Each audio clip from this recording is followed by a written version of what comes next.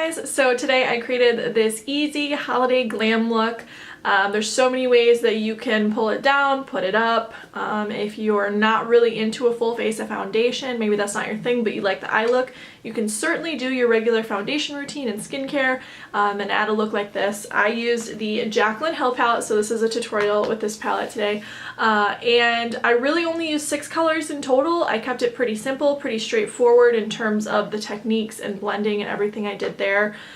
So that's pretty simple. I used some easy lashes.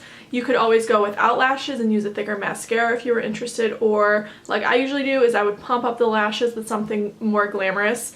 You can also leave out the lipstick. I just love the red. I think it's fun for the holidays. It's really the only time of year I use a red lipstick, so that's why I kind of jumped for it and did it. But you can certainly take out the lipstick. You can add a nude shade, works really nice too. I'll zoom in on the eyes here and kind of give you a look at it. They're pretty sultry, and it's really smoky, but without using any blacks or anything like that. I did use a black to set the lash line, but it's just a really beautiful color scheme that works really well on most skin tones. Zoom you back in there. So yes, this is the completed look. I hope you guys love it, and let's get to the tutorial. So I started filming at sunset, and as I was filming the sun went down, so the lighting's a little different, but we're starting out with the Smashbox Photo Finish Primer, and this is just going to give a really nice base for my foundation to sit on and the powder. Next, we're using Born This Way foundation. This is a really natural finish, but it gives a really full coverage look.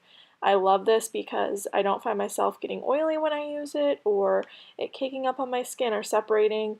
I think it does a really nice job, and my under eye area too. I don't find that it creases very much, which is really my go-to look. I don't like to have creasing, and it's just not a good look, so I love this foundation. Next, I'm taking Tarte Shape Tape and a little bit of the NYX HD Concealer in medium, because my Shape Tape is really white on me right now, and I'm not always going for that bright under eye look because this color is a little bit too bright. It looks white, and especially with a camera, the flashback is pretty awful. So I'm just going to blend this in with my Beauty Blender Pro. I like the Pro one because it's a little bit thicker feeling, I would say, than the regular, so it gives a nice bounce on the skin.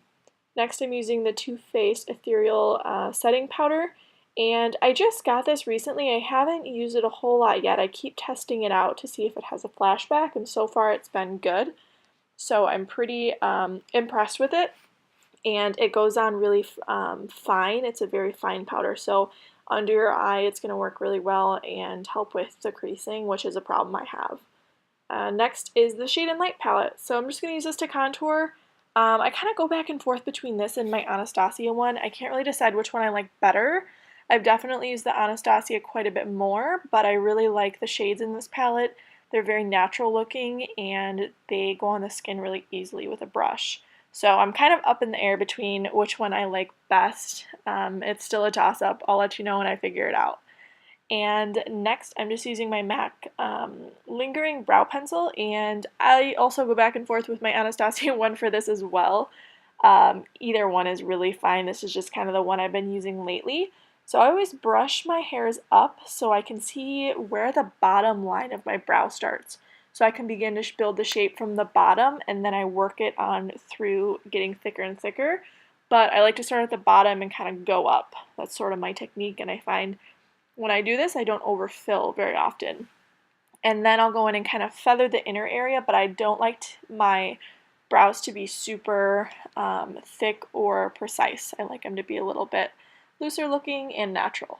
So we're taking the Jaclyn Hill palette and grabbing those colors and just building a transition in the crease lightly. I just kind of keep going back with it over and over to lightly build it. Really take your time with this because you don't want to go too overboard creating that transition in base. I don't like to have harsh lines in the crease, so really take your time.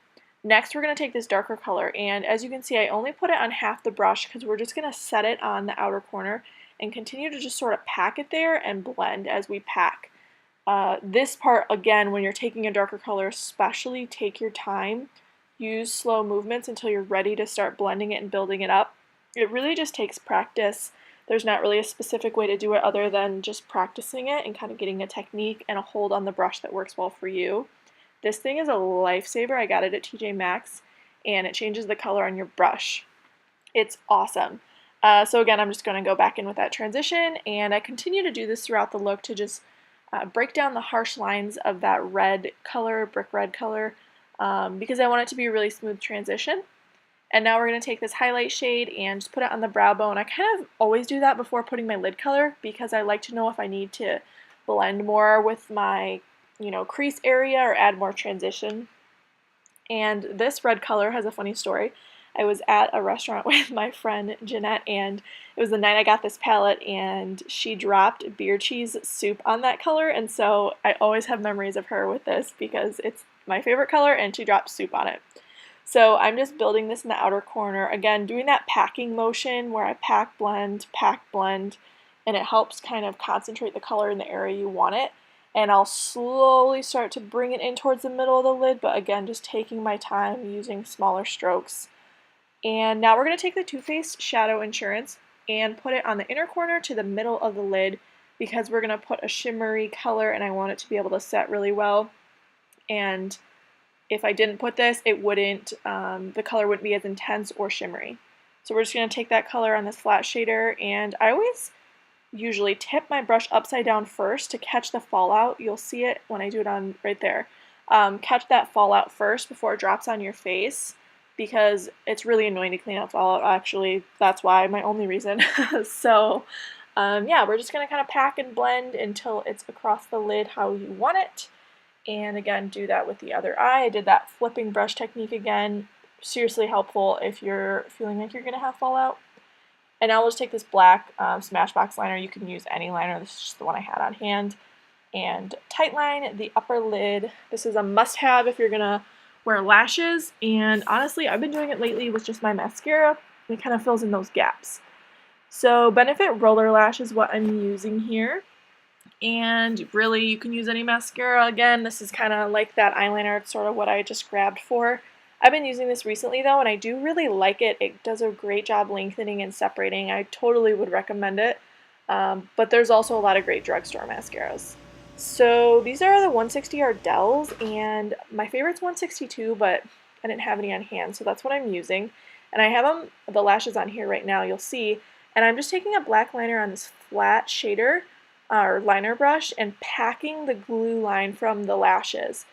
To set the glue so it doesn't stick, but also, with the glue you can have an uneven line, and this really creates that fine definition that you're looking for, so your eyes look very uniform.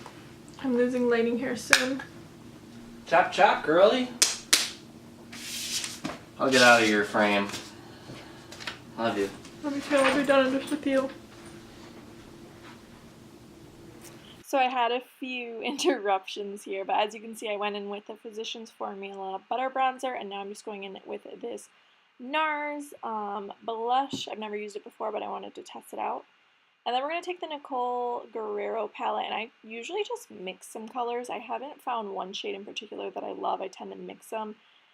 I mean, I really do like this palette, but sometimes I feel like it's a little bit more glittery than I want.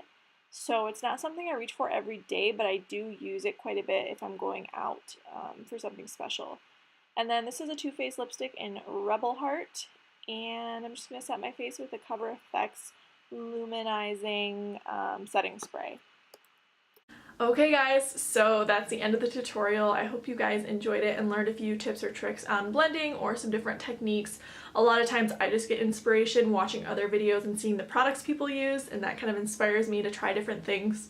All in all, most of the products I use are products that I love and use quite a bit. There's a few new things I use, but in general, I would consider a lot of these some of my favorite products. So if you're looking for some new products, either skincare or for your eyes or anything else like that, some of these are definitely a go-to. I'll list all the products in the description below, and please feel free to comment if you have any questions and subscribe if you like my videos, and stay tuned, there will be more out soon. Bye!